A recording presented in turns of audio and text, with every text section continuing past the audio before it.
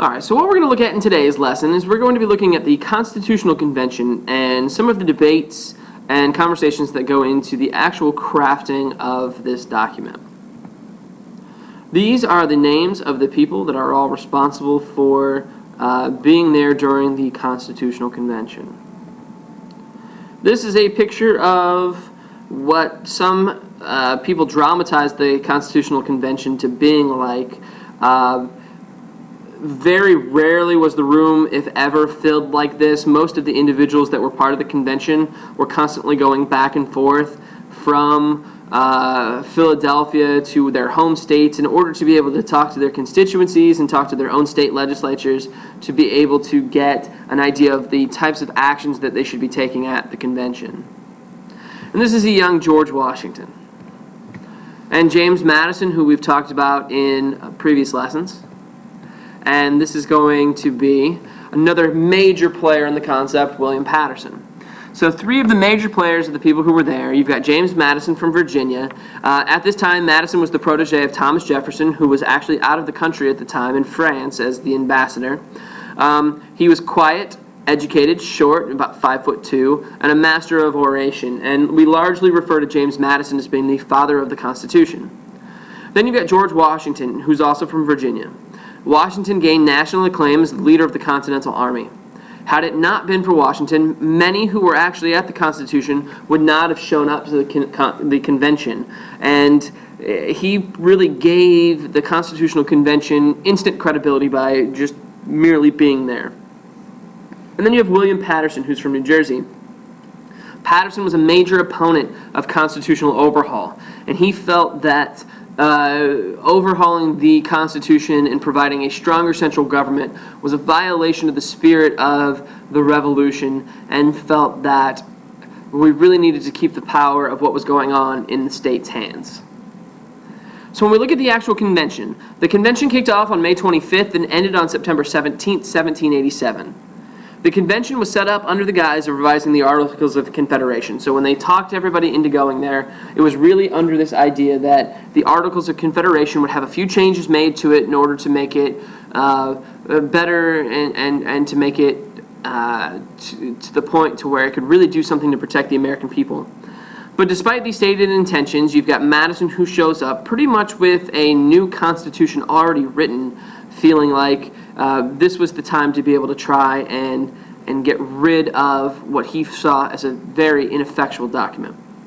So he had Edmund Randolph propose what's referred to as the Virginia Plan.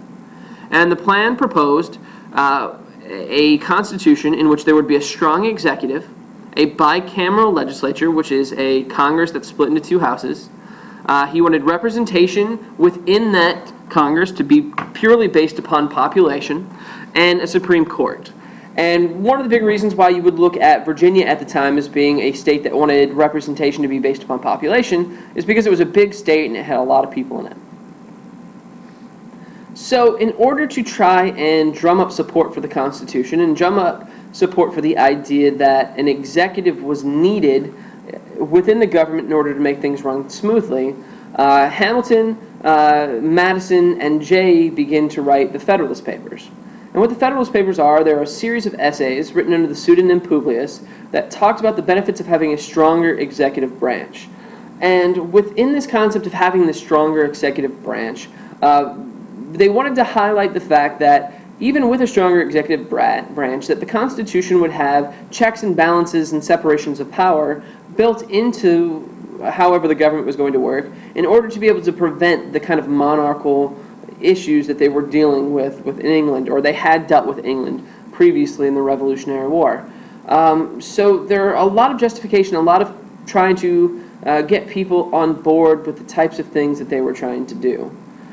Because of these papers, those who supported a stronger federal government became known as Federalists.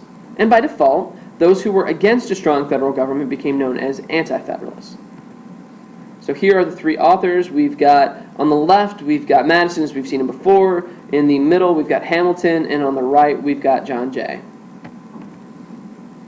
So to counter that Virginia plan, William Patterson and others devised a plan that they refer to as the New Jersey Plan.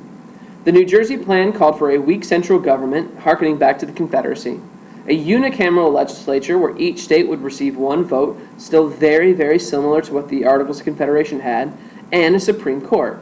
So when you look at this New Jersey plan that's put forth, there's very, very little different than what was already in place in the Articles of Confederation. And you have to look at the idea of New Jersey at the time, being a very small state, would have been very into the idea of each state having one vote, because they would have wanted things to be equal and wouldn't want, just because one state had more people, for them to have more power. So what ends up happening is you have a compromise. And we refer to this compromise as it's a merge between the Virginia plan and the New Jersey plan, and we refer to it as the Great Compromise or the Connecticut Compromise.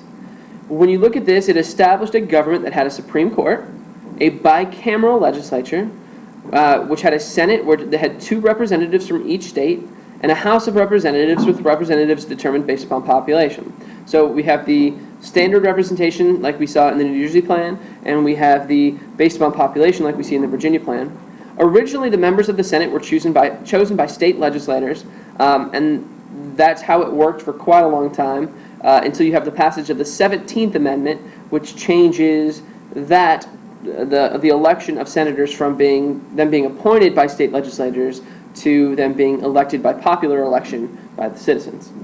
And then it also created an executive with loosely defined powers, and we'll go into those powers more in depth as we hit each individual branch. Slavery was another hot issue.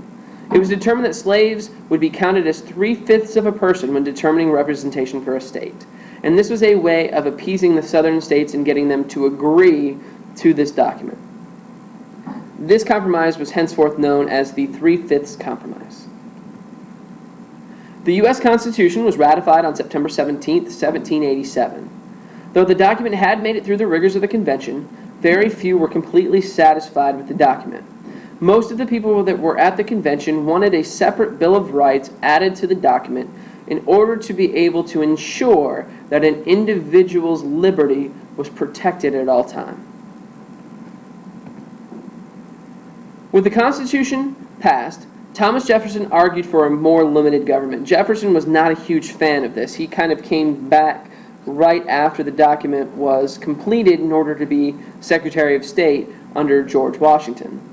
Jefferson believed that the government's power is derived from the doctrine of natural rights, which was hearkening back to what we talked about with John Locke, and that government power should be restricted, especially in the area of protecting the rights of the people, so the idea of the consent of the governed. Jefferson was a big believer in the idea that revolution was a good thing, and that the blood of patriots needed to be spilled at least once a generation in order to keep the juices of liberty flowing. Because he was against a lot of the things that were in the Declaration, not the Declaration, the Constitution, he formed what is referred to as the Democratic Republican Party. And the Democratic Republicans were structured in a way in order to be able to try and minimize the amount of power that the central government had.